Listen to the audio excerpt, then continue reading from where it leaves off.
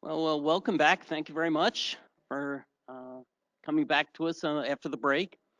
Our next presenter is going to be the same presenter we just had a second ago or a few minutes ago. His name is John Kaiser, and he's going to be now moving into drugs and medications in Part D. So as long as he finishes his break here, here's John Kaiser again.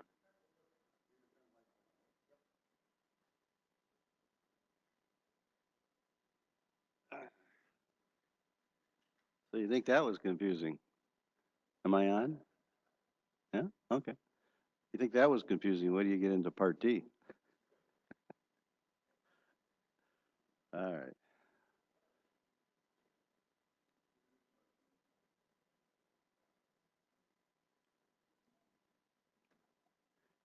I got everybody? I guess I do.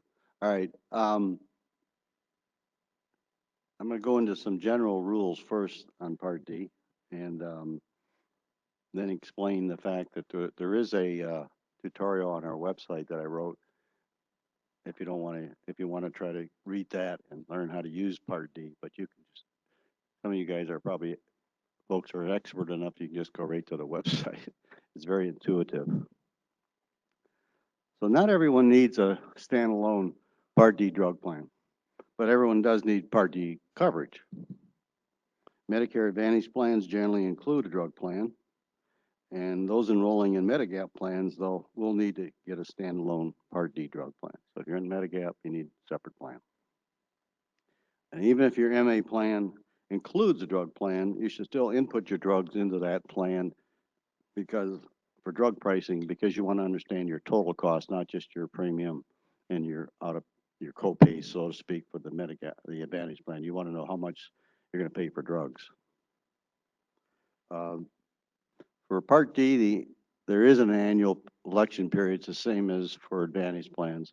It's from October 15th to December 7th. And that's the only time you can get into a Part D plan. The only time. So, and one of the problems with that is you get into the plan, you sign up, it's effective January 1st, you get in there, and the doctor throws a new drug at you January. You're kind of screwed till next October, but you can ask for a different drug. There are different rules that apply, but generally speaking, when you sign up in October through December, you're locked in for the year. Um, it's pretty easy, and I'll explain it. I'm getting ahead of myself, but it's pretty easy to do it online. But earlier is better as far as getting into it. And you can use the consultants too to get your drugs straightened out or figure out a plan. So you need to enroll when you're first ineligible or face the premium penalty. I mentioned that before. That could cost you as much as $20 a month if you waited 5 years, $40 a month if you waited 10 years. There are people, I got a relative that didn't know you had to sign up for Part D. They never signed up. They had a prescription drug card and they thought that was Part D. And they're signing up 10 years later paying a huge penalty because they're never really on any drugs. But yes, you want to sign up when you're first eligible.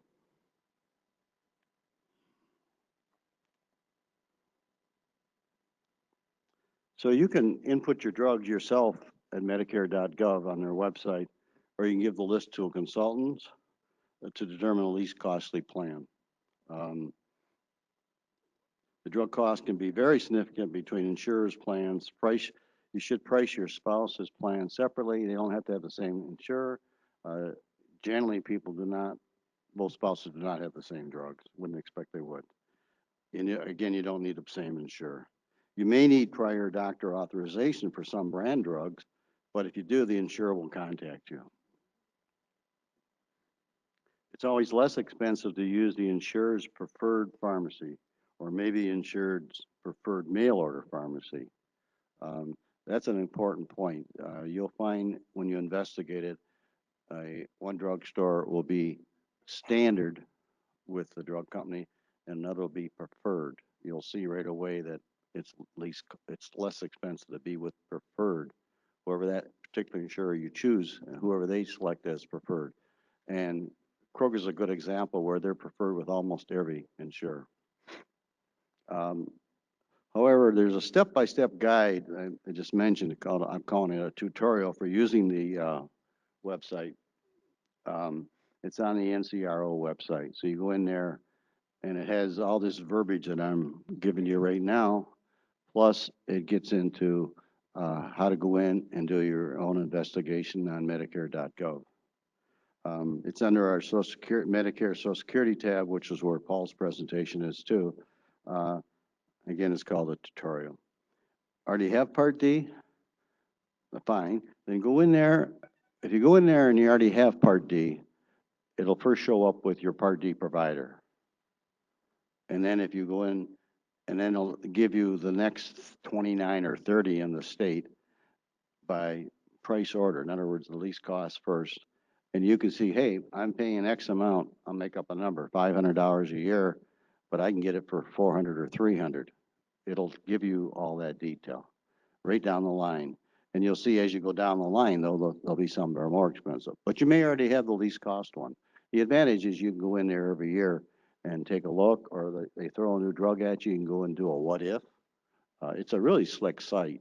Government, I have to say, the government's done an excellent job with it.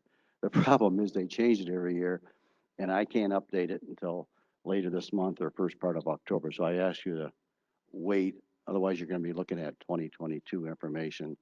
And this time of the year, they only price me October, November, December. They don't price. But once they come out with a new site, they'll price all of next year. Mail order versus pharmacy. It used to be the mail order is cheaper or check it. It's not necessarily true. And you always have the option to use, like I mentioned earlier, the healthcare consultants like Dave to do your drugs. Truthfully, it's extra work for them because, well, it is. And so if you're using them already for your insurance, it's not much to do the drug, but but they'll do it. You might, if you're at all versed in the computer, though, I think you'll actually enjoy doing it yourself. And the enrollment's very easy, as I'm going to show you. So pricing. Different drug manufacturers will charge insurers different prices for the exact same drugs. A standard pharmacy versus insurer's preferred pharmacy can make a difference. I mentioned that. The Medicare website will show you the least cost pharmacy amongst those you input. So you'll find out who's the least cost pharmacy, who's the least cost insurer. The formulary. There's no true consistency regarding Part D's insurers' formularies. That's a list of the drugs they cover and in which tier they fall.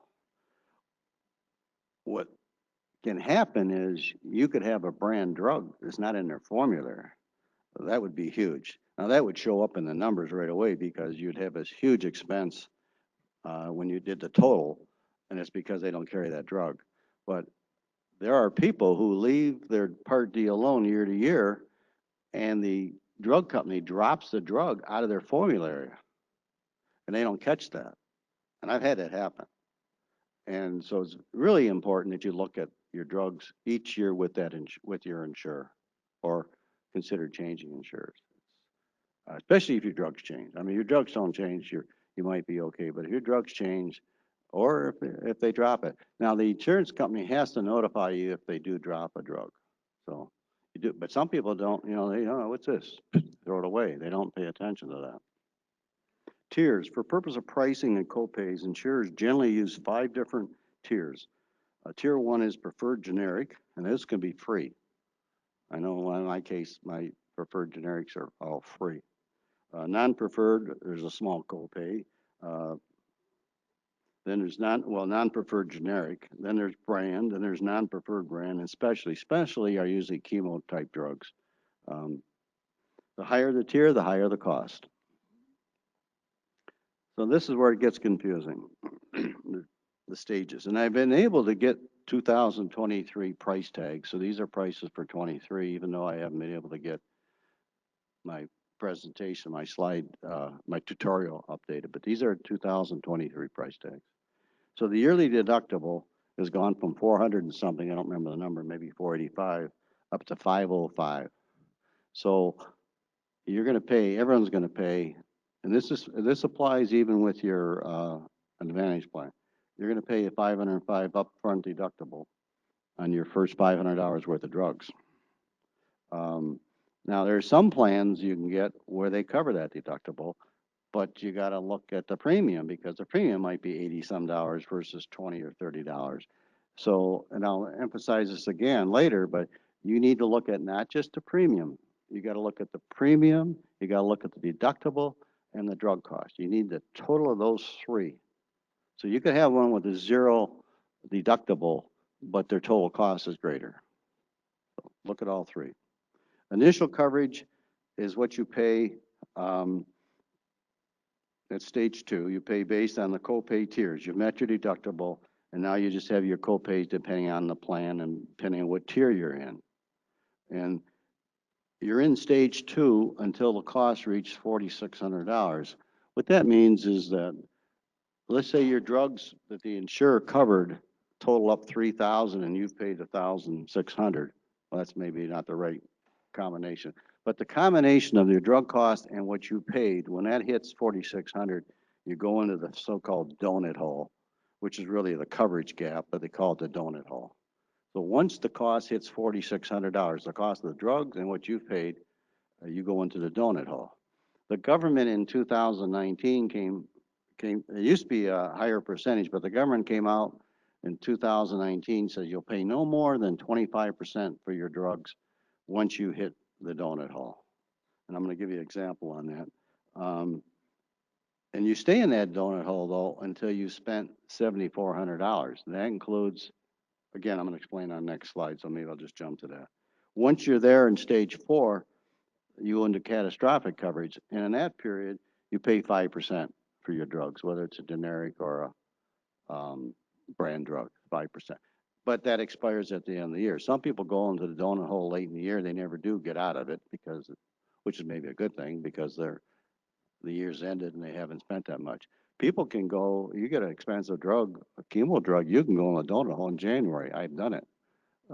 It because the drug is so expensive, you hit that, you know, that's possible. So here's an example to help you understand better the donut hole. So let's say you have a drug that costs $1,000. The manufacturer is going to give you a discount of 70%. The plan itself gives you a discount of 5%. So your cost is on $1,000 drug is $250. Okay. But for getting out of the donut hole, the 7,400, you get to use the 700. You don't get to use the $50, but you get to use the 700. So you take 700 plus 250, 950 counts towards getting that $7,400. It's confusing, but that's how it works. So it's not like you're paying out $7,400. You're getting to use that 70%. And that's also referred to as true out-of-pocket expense. And then when you get to stage four, like I said, you pay 5% of the cost. What the government's done, right hand, left hand, they came out in 2019, says you pay no more than 25%. But what they didn't tell you was every year they take that damn $7,400 number up.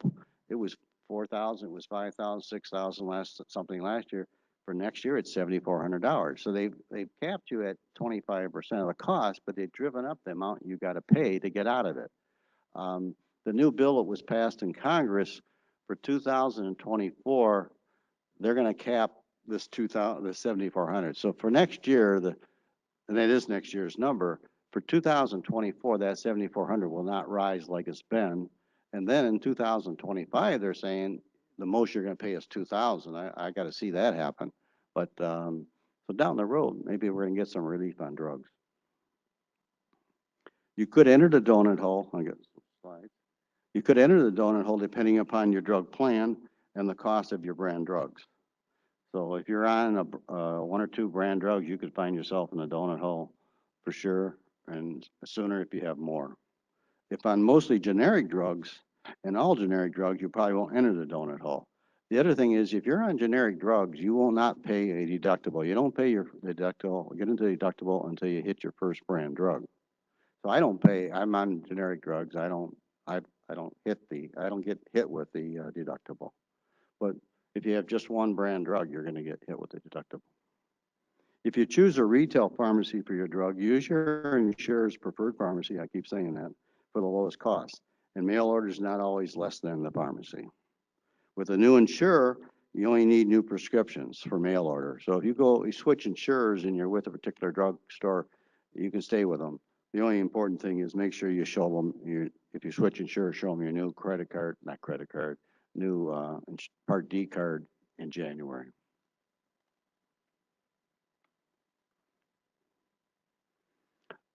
Some cases, a generic drug may be cheaper over the counter. I haven't really found that, but you can check that. And generally, the pharmacy will tell you.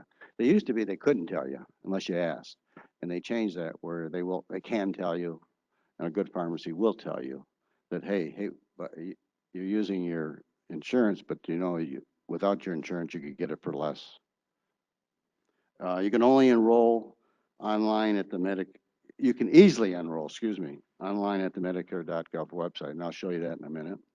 You can confirm the cost with your chosen insurer by contacting them and providing with your drug list. So let's say you go online or you got help, and they said go with Aetna. I'll just throw the Aetna out. You can call up Aetna and give them your drug list and confirm that number. But you're not going to be calling every insurance company and giving them all your drugs to get quotes. You want to use the site or a consultant to do that. But it wouldn't hurt to confirm it. The website, though, has been pretty accurate over time. Our healthcare consultants, as I said, can also help you select the insurer, completing your enrollment. You've got several options for paying it. You can have it come out of your Social Security check, the premium. You can use a credit card. I use a credit card because I get the points. You can have an auto pay from the bank, or you can just mail in a check. They'll send you coupons to send every month. I said review your drug list and insurer choices every year, and you do that during the Part D annual enrollment election period, October 15th to December 7th, which is coming up. And this is particularly important if your drug list changes. If you have a second residence per part of the year, make sure you have a preferred pharmacy that accepts your insurer, particularly if you're out of town for several months. It might make a difference to you. Your premium and coverage is based on your primary residence. Again, you could use mail order if you're out of town. So next, I'm going to give you a look at some of the website pages. Oh.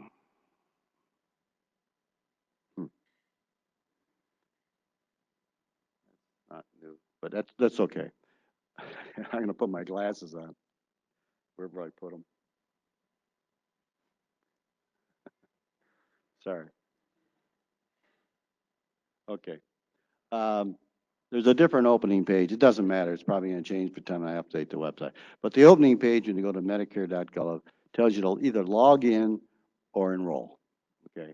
And again, this is very intuitive. You can see on there it says log in or create an account. So you click on that. If you've already got enrollment, it's going to go to it. If you've already on Part D, and some folks in the room I think are on Part D, it'll recognize that. You can log in with your username, and you see that arrow there, which says you can create an account.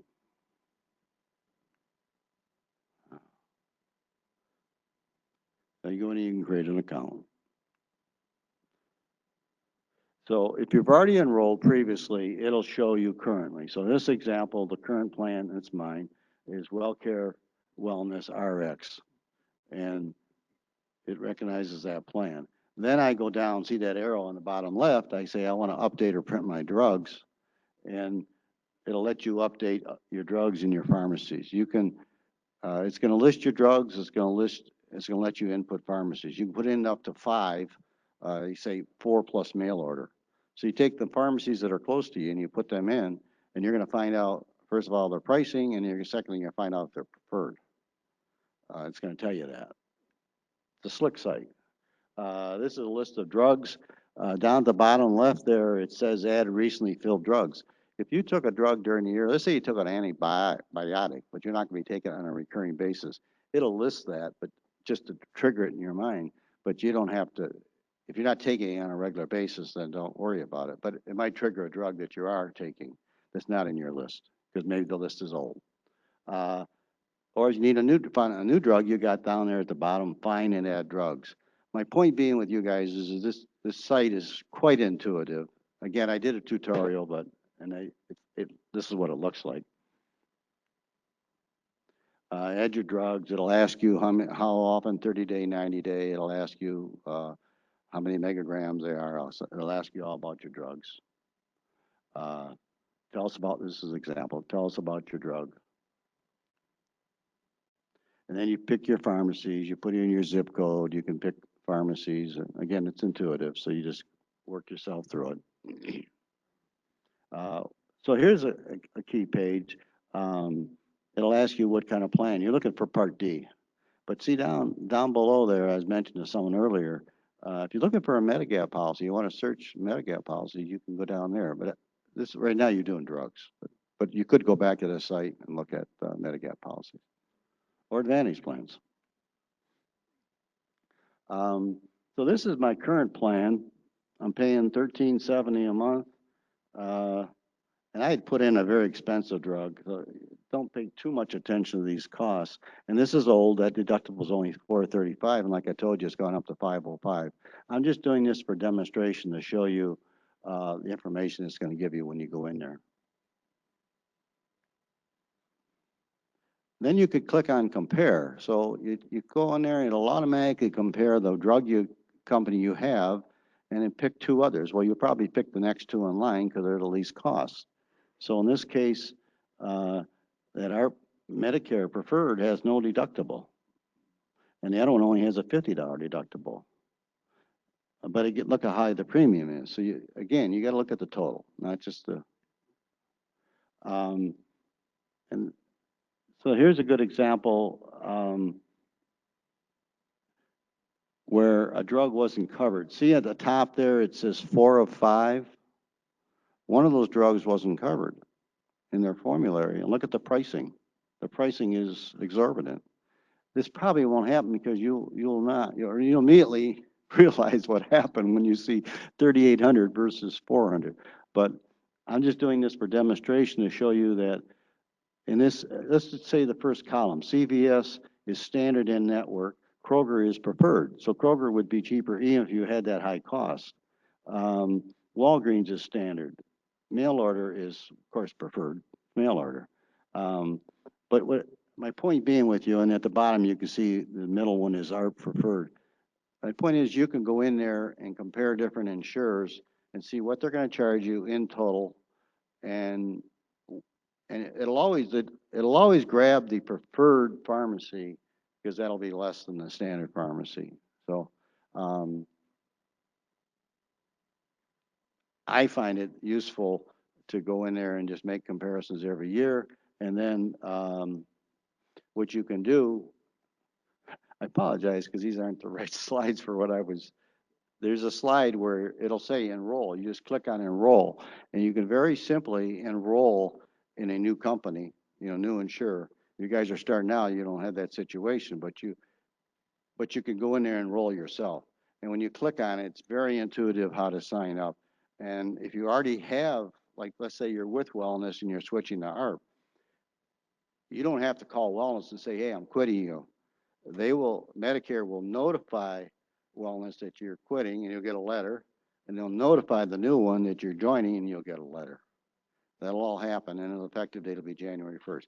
The most important thing, the point I want to get across to you, is you need to look at it every year. I've saved friends thousands of dollars, and that sounds like a high number, but they're on several brand drugs. Now you get in there and you're going to save $50 or $100 for the year. You can leave it alone, but you got to look at it. You got to look at it if you can. And if you don't feel comfortable with doing it on the website, go ahead and get one of these consultants to help you out, and they'll do it. But it's quite intuitive. If you can use a computer, personally, I find it fun to go through it. And I do it I have lots of people's passwords because I go in and I do theirs for them. When you first go in, by having a username and password, you can go back to the site without having to put the drugs back in. If you go in and just as a visitor, every time you go in, you got to type in all those drugs. Now, if you got 3 drugs, that's okay. If you got 10, it's a pain in the ass. So make sure there's no negative to enrolling and getting a login. What did I say here? Okay. I'm open to questions. Who are the consultants? The same consultants you'd use for the, your insurance, the ones we'll list. Howard's gonna show you who we have recommended. Okay. You can go get a consultant of your own, just make sure there's not a fee. No, I'd just like to see the list. Oh, it's on the agenda.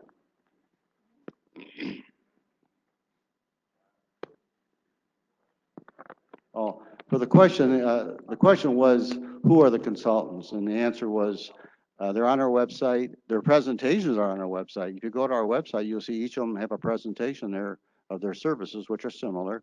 And it's on the agenda. Maybe you saw the agenda online.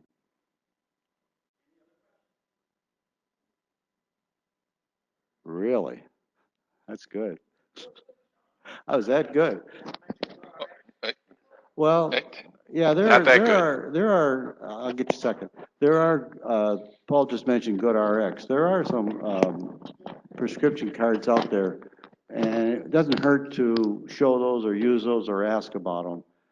I haven't had much luck with them, but they're out there. Oh, to do what?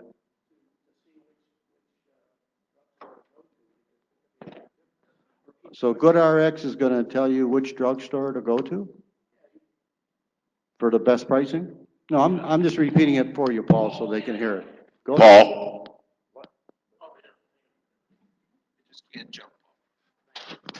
You know what? I just wanted to mention to everybody, there's a website called GoodRx. And you can go to GoodRx. You can establish an account if you want to, but you don't have to.